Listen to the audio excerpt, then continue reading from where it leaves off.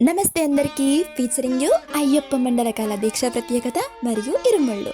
మీకు చెప్పాలంటే ముందు నాకు తెలియాలి కదా, మరి నేను ఎవరిని అడిగానో చూసేయండి.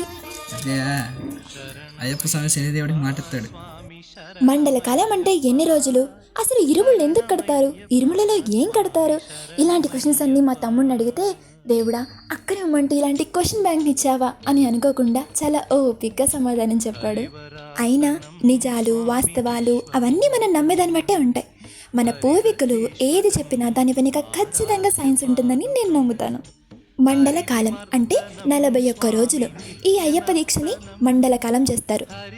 ఆశలకి, కోరికలకి, సుఖాలకి దూరంగా ఉండి దేవుడికి దగ్గరగా ఉండేదాన్ని దీక్ష అంటారు. ఇంకా ఇరుముడి గురించి మాట్లాడితే, ఇరుముడి అంటే 2 ముడులతో. ఒక ముడిలో అయ్యప్ప స్వామికి సమర్పించాల్సినవన్నీ పెడితే, రెండో ముడిలో అయ్యప్పకి నెయ్యాభిషేకం అంటే ఇష్టమంట.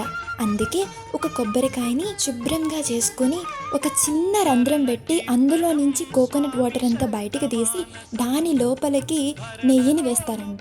మనిషిలో కల్మషమైన ఆలోచనలన్నీ బయటికి తీసి పరిశుభ్రమైన భక్తితో ఆ ఆత్మని పరమాత్మకు దగ్గర చేయాలనే సంకల్పంతో ఈ ఇరుముడి కడతారంట. మరి 41 days ఎందుకు? మనిషికి తన బాడీ అండ్ బ్రెయిన్ ఒక హ్యాబిట్ని అలవాటు చేసుకోవాలి అని అంటే it will take 41 days time అని చెప్పి సైన్స్ చెప్తుంది.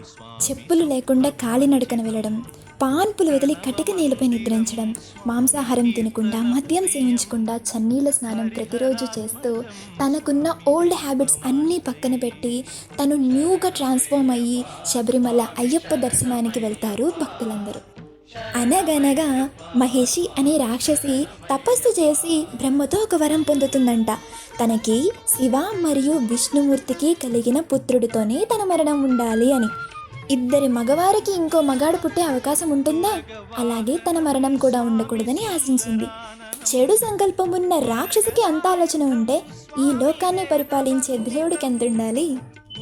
విష్ణుమూర్తి మోహిని అనే స్త్రీ అవతారం దాల్చి శివుడికి మోహినికి కలయికతో వచ్చిన వారే అయ్యప్ప, హరిహర సుపుత్ర అని అంటాం.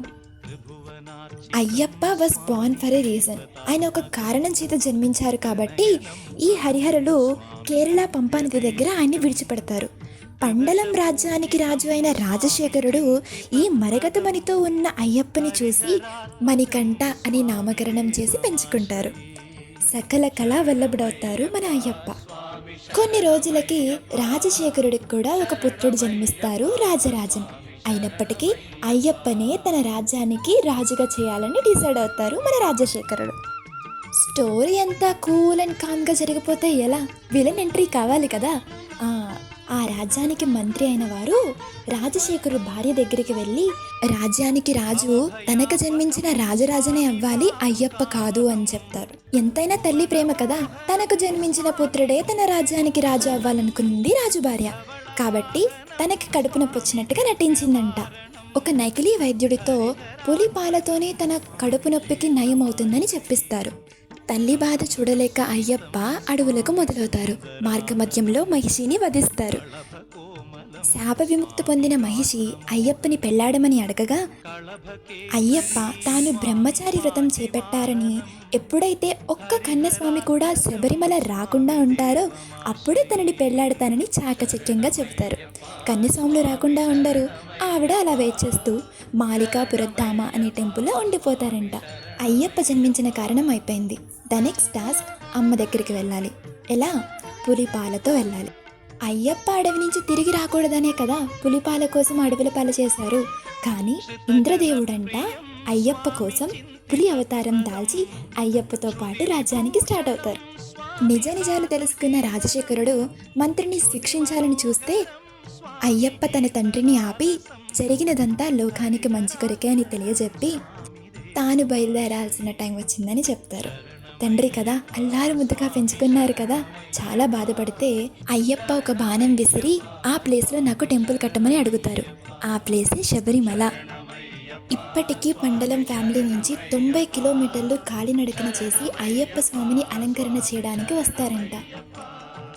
The most interesting part is 18 steps, 18 మెట్లు. ఈ 18 మెట్లు ఒక్కొక్క దానికి ఒక్కొక్క ప్రత్యేకత ఉంది. అందులో 9 నవగ్రహాలకి ప్రత్యేకత. 5 పంచభూతాలకి, 4 వేదాలకి. ఈ 18 మెట్లు ఎక్కిన భక్తుడికి తత్వం అసి అని ఒక బోర్డు కనిపిస్తుందంట. అంటే నేను స్వామితో ఉన్నాను అని, ఐఎమ్ విత్ ద గాడ్. ఏదైనా ఒక పని 41 డేస్ కన్సిస్టెంట్గా చేయడమే కష్టం. అందులోనూ నిష్టగా నియమాలతో 41 డేస్ చేయడం అంటే చాలా కష్టం.